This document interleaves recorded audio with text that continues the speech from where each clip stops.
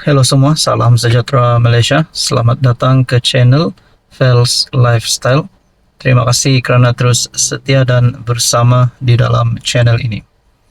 Saudara-saudara, tuan-tuan dan puan-puan yang saya amat hormati. Tak sangka, selepas pemergian Daim Zainuddin, ada yang bertanya tentang kes Mahkamah Daim Zainuddin berkaitan dengan pengisytiharan harta. Dan begitu juga bagaimana dengan status kes mahkamah terhadap isteri Allahyarham Daim Zainuddin, yaitu Naimah Khalid. Adakah kedua-dua kes mahkamah ini dilepas dan dibebaskan ataupun dihentikan siasatan ataupun proceeding mahkamah? Pada akhirnya, satu perkongsian daripada Sinar Harian. Ini satu berita mengejutkan keluarga Allahyarham, terutamanya kepada isteri. Pendakwaan faham keluarga mahu bersihkan nama Daim, tapi ini takdir, kenyataan daripada timbalan pendakwa raya. Pihak pendakwaan memberitahu Mahkamah Session pada Rabu bahawa pihaknya memahami niat ahli keluarga mahu membersihkan nama bekas Menteri Kewangan Allahyarham Tun Daim Zainuddin.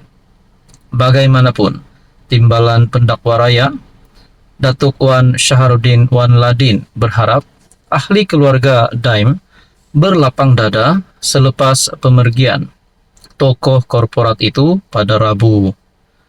Kita perlu move on. Inilah dinamakan takdir.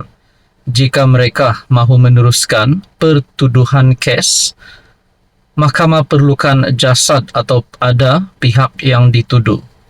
Pihak pendakwaan tidak berniat untuk meneruskan proceeding selepas Tun Daim meninggal, itu sahaja. Katanya, selepas pihak pembelaan yang mewakili tertuduh menyatakan hasrat supaya kes terbabit diteruskan seperti biasa. Wan Shaharuddin berkata, pendakwaan telah menerima surat daripada firma Raj and Such yang mewakili Daim bahawa mereka membantah sekiranya proceeding ini dihentikan. Sedangkan beliau berkata, kuasa untuk meneruskan atau menghentikan kes terletak di bahu pihak pendakwaan. Saya menyerahkan kepada mahkamah untuk memutuskan sama ada Tun Daim diberi perintah dilepaskan tanpa dibebaskan atau dilepaskan dan dibebaskan, katanya. Sementara itu, ketika dihubungi media, Wan Shaharuddin berkata, peguam Daim sangat tidak profesional apabila mengkritik pasukan pendakwaan berhubung isu cuti sakit yang diberikan kepada bekas pemimpin kanan UMNO tersebut. Isu yang kami timbulkan sebelum ini ialah MC yang dipanggil telah ditandatangani oleh seorang jururawat dan bukannya kebenaran tahap kesihatan Tun Daim. Saudara-saudara yang saya amat hormati, pendakwaan faham keluarga mahu bersihkan nama Daim, tapi ini takdir. Persoalan yang seterusnya, bagaimana pula dengan kes isteri Allahyarham Daim Zainuddin? Tuan-tuan dan puan, apa komen anda?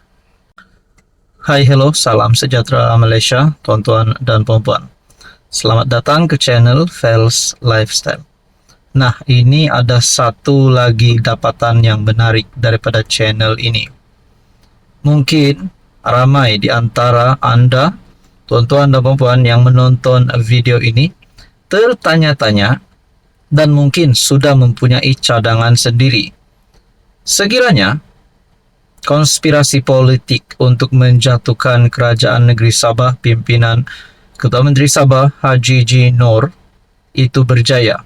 Sekiranya kerajaan negeri GRS ditumbangkan kerana skandal rasuah yang melibatkan 8 adun, skandal rasuah yang viral di seluruh media sosial, terutamanya di negeri Sabah ini, kalau benar kepimpinan politik kerajaan negeri Sabah daripada barisan menteri dan kepimpinan GRS terlibat dengan skandal ini, adakah konspirasi politik untuk menjatuhkan Haji G ini akan berjaya? Nah, kalau berjaya, siapa CM ataupun ketua menteri yang boleh dan layak untuk menggantikan tempat ketua menteri hari ini, Haji Jinur.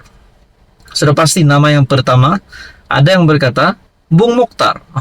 Mungkin Bung Mokhtar boleh jadi ketua menteri. Tapi baru-baru ini keputusan mahkamah ataupun baru-baru ini berkaitan dengan kes mahkamah Bung Mokhtar mungkin menjadikan itu satu sebab Bung Mokhtar tidak layak untuk jadi ketua menteri. Dan yang seterusnya adalah Datuk Seri Shafie Apdal, DSSA, Presiden Warisan. Di dalam ruangan komen di dalam channel ini, Anda boleh lihat di dalam video melalui channel ini, rupanya ada lebih beberapa komen yang meminati Shafie Apdal untuk menjadi ketua menteri semula daripada Parti Warisan.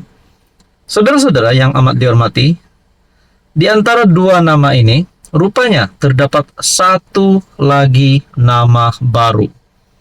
Satu lagi nama baru yang pasti menggemparkan seluruh kepimpinan politik di Sabah dan mungkin seluruh kepimpinan politik di Malaysia. Saya telah menerima satu komen daripada subscriber ataupun mungkin viewers, penonton di dalam channel ini. Ada berkata, setuju kalau Munira jadi CM ataupun ketua menteri. Dan komen yang seterusnya berkata, untuk rakyat Sabah, kita sokonglah YB Munira jadi CM Sabah. Ini kalilah perempuan pula kita punya CM Sabah. Saudara-saudara, setelah saya mendengarkan nama baru ini yang mungkin menjadi calon oleh netizen, pilihan ketua menteri oleh netizen, selain daripada Datuk Seri Shafie Apdal, selain daripada Bung Mokhtar, mungkinkah nama Munira ini akan menggegarkan politik Sabah pada PRN tahun depan, khususnya negeri Sabah? Di dalam artikel daripada Malaysia Kini, memetik nama Munira, MP Kota Belud geram, kecewa Sabah masih tercorot. Mungkin ini adalah satu ciri-ciri kepimpinan ketua menteri yang dicari ataupun yang diminati oleh rakyat Sabah. Bekas Timbalan Menteri Isnaraisa Munirah Majlis meluahkan kekecewaannya apabila Sabah terus tercicir daripada pembangunan negara. Kata MP Kota Belud itu, berdasarkan kepada data yang dibekalkan kerajaan, dia mendapati semua daerah di Sabah berada di kedudukan tercorot berbanding tempat lain. Sebagai orang Sabah, saya geram. Paling rendah sehingga kan program dan projek di negeri pun masih di bawah, tidak dilaksanakan sepenuhnya. Hanya dibelanjakan 46% daripada RM6.7 bilion. Apa sebenarnya yang berlaku YB? Katanya ketika mengajukan soalan tambahan pada sesi jawab lisan di Dewan Rakyat. Sebelum itu, MP dari Warisan berkenaan mempersoalkan fungsi Majlis Tindakan Pembangunan Negeri dan Jawatan Kuasa Tindakan Pembangunan Negeri dalam melaksanakan projek di Sabah. Dia bangun mengemukakan soalan kepada Menteri di Jabatan Perdana Menteri Dr. Zaliha Mustafa. Menurut Isnaraisa lagi, kelewatan pembangunan yang berlaku di Sabah bukan saja melibatkan agensi kerajaan negeri, malah juga projek dikendalikan oleh kerajaan pusat. Tolak dulu birokrasi, tolak dulu segala protokol. Marilah sama-sama kita selesaikan hal ini. Saudara-saudara, adakah ini menunjukkan Munira layak untuk menjadi CM? Silakan komen di bawah.